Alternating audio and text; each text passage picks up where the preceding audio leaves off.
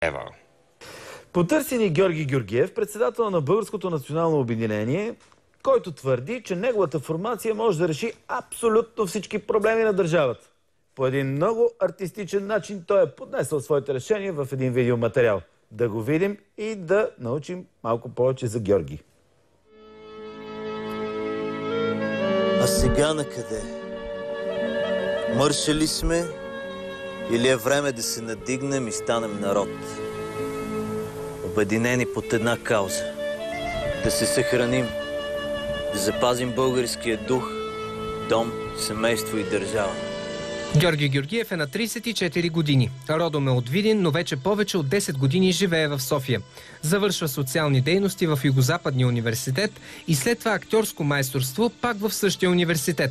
Работил е предимно като актьор и каскадьор и вижда себе си като човек на изкуството. Решава да се занимава с политика преди няколко години. Създава своята партия Българско национално обединение по време на февруарските протести. Вече от година сериозно се отдал на политическите си виждания. Партията му е регистрирана през април тази година. Твърди, че не вижда друг начин за решение на проблемите на обществото ни, освен политиката. Българското национално обединение обаче няма да участва на изборите през октомври, защото по думите на Георгиев политическата информация не е толкова голяма все още, а той вярва, че много скоро ще има и други избори. Защото ние имаме нужда не само от членове, а от самишленици, за да можем да осъществим нужната промяна. България над всичко. Георги, как мислиш да спечелиш хората с тази драматургия, бе, приятелю? Драматургията си е драматургия. Първо, добър вечер и благодаря за поканата.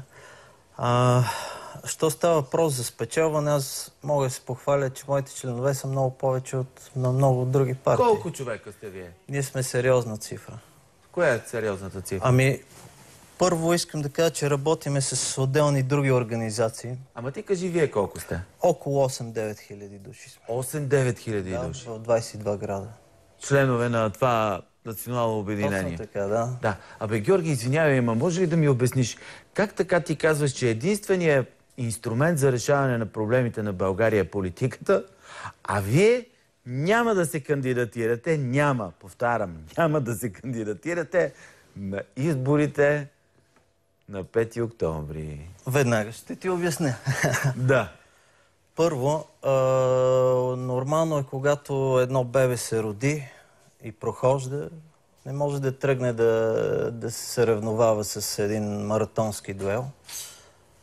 Отделно, смятаме, че българите още не са дорасли до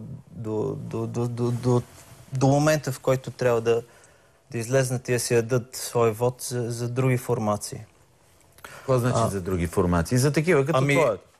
Първо искам да ти кажа, не искам да говоря за конспирация или други неща, но искам да ти кажа, че модела вече е начертан. Нещата се знаят. Кой какво ще вземе на 5 октомври? Да, разделени са си нещата.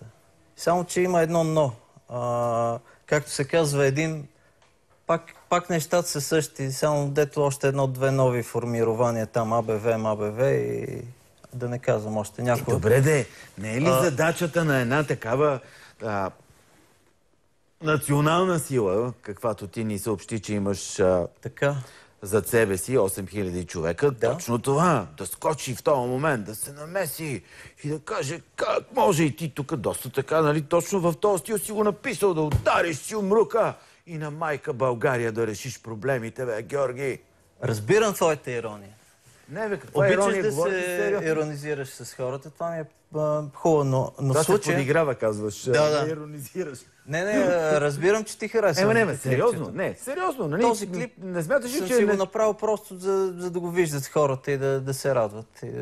Така да им трепват сърцата на българите. Защо не? Да, ама въпрос... Аз не съм го направил, че си събирам членовете чрез Ленин. Ясно, обаче въпросът е, не е ли все пак нормално, като създаде човек някаква политическа организация? Вие сте регистрирани, да. Това, онова, всичко както трябва. Така, като създаде някаква политическа организация да иска така... Това е традиционната логика. Позволи ми да те прекъсна. Да. Да отговоря на задните въпроси, които ми зададе. Защо няма да участваме и защо... Обясних ти, не се чувстваме толкова голями. Ние, ако се обединим, със сигурност ще минем 1% от хората, с които имам. Но ние не сме като другите да участваме заради някакви партийни субсидии или да... Ако ще участвам, когато му дойде момента, иначе е безмислено. Искам да ти кажа, че не искам да обиждам българския народ, но българина все още не искам да го казвам тая думичка, но за мен са си рая. Докато не се отърсим от това нещо и не ходиме да си подложиме дупето за 50 лева да имаме да гласуваме за някой, ще бъдем на този хал. Вместо икономиката да върви, да имаш всичко развито, ти нямаш нужда от някаква еднократна подигравка или пък на бабите да им дигат с 30 лева пенсиите, че да ходят да тичат да гласуват за БСП, нали?